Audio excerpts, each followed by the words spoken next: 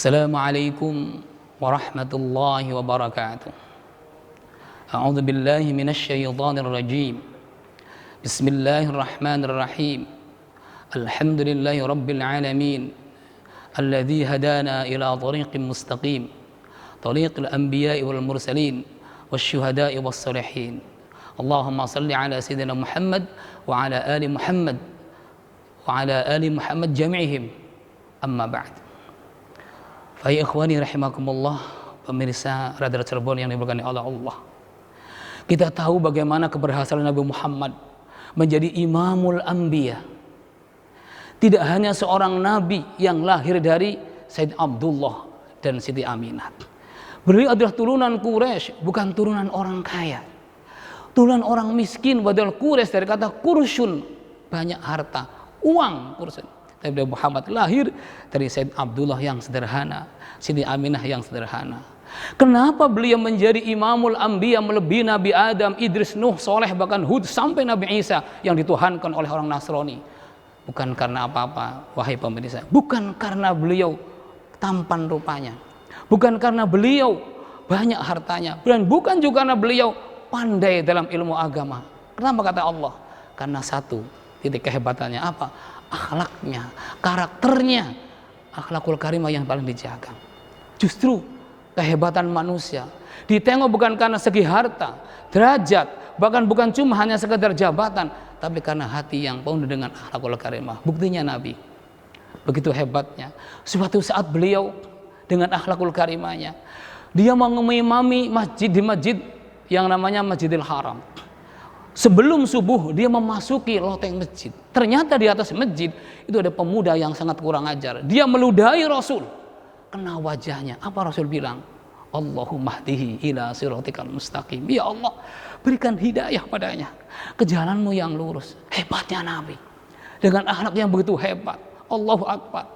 Beliau justru bukan menghujat, bukan malah meremehkan. Coba kalau orang Cirebon, orang ajar loh. Ingon-ingon ada metu kabeh. Tapi Nabi tidak, begitu hebatnya. Ya Allah, berikan hidayah padanya ke jalanmu yang sangat lurus. 2 hari diludahin, 3 hari diludahin, Nabi tetap bilangnya Allahumma hdi ila siratal mustaqim. Suatu saat keempat harinya nggak diludahi, kelima harinya nggak diludahi, Nabi malah kaget. Umar, ente tahu nggak Mar? Seorang pemuda yang kalau sebelum subuh itu naik di loteng masjid. Waduh, kalau nggak salah itu Umar bin Syamir tuh, ya Rasulullah. Kenapa dia sekarang? Biasanya ada di sini. Rasul mohon maaf. Katanya dia itu sedang sakit keras, panas bukan main, bahkan sampai tidur pun tidak beralaskan yang namanya selimut. Karena panasnya. Apa Nabi bilang coba? Ya Allah, mungkin ini adalah hidayahmu yang kau turunkan di Umar ini. Nabi gitu. Coba kalau kita udah diludahin 3 kali. Bahkan sampai ludahnya orang yang makan, habis makannya makan jengkol sama pete, nggak sikatan lagi. Saya ngeludahin, gimana coba bayangkan? Ngomongnya apa? Pasti ngomongnya kurang ajar loh, modar kan? Tapi Allah tidak. Nabi Muhammad tidak. Nabi Muhammad selalu mendoakan kepadanya, mudah-mudahan dapat hidayah dari Allah Subhanahu wa taala sehingga menjadi orang yang bertakwa di hadapannya. Syukur-syukur dia akan menjadi orang yang berjiwa besar, berakhlakul karimah. Itulah kehebatan Nabi Muhammad. Akhirnya apa? Seorang Umar bangun dari tidurnya. Kok wahai istriku di depan kayak ada suara tok-tok. Ternyata yang tok kata Nabi Muhammad. Beliau dengan ikhlasnya, orang yang meludahinya 3 kali, ternyata dikirim buah korma. Allahu Akbar. Akhirnya beliau datang, ya Rasul, berarti engkau ini nggak mau balas dendam? Enggak, saya nggak balas dendam. Justru saya kesini kangen dengan ludahmu yang sangat nikmat itu. Ya Allah, Allah Akbar. Itulah Rasulullah. Betapa hebatnya Rasulullah.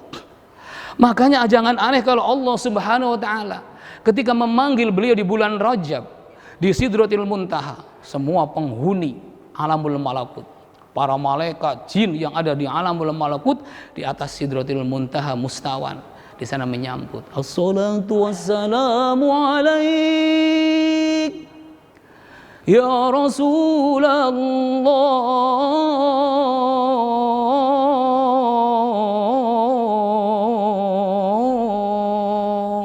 Selamat bagimu wahai Muhammad. Kau adalah utusan Allah.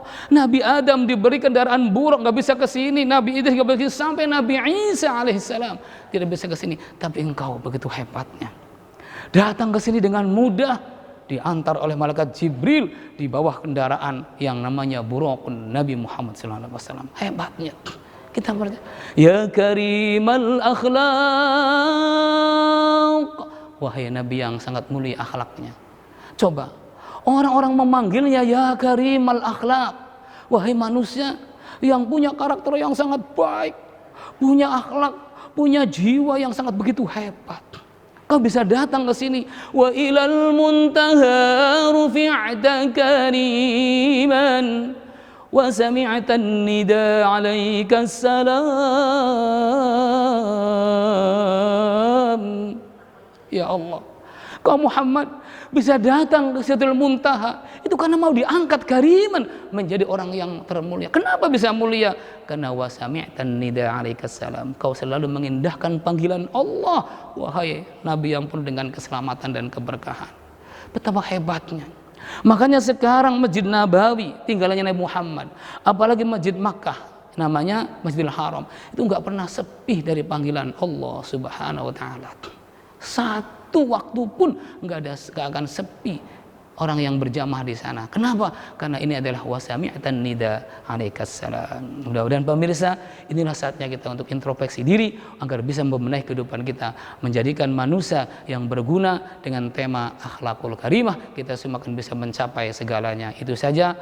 Wallahu yahdi ila sawa'is sabil. Al-'afwu minkum. Wassalamualaikum warahmatullahi wabarakatuh. Acara ini dipersembahkan oleh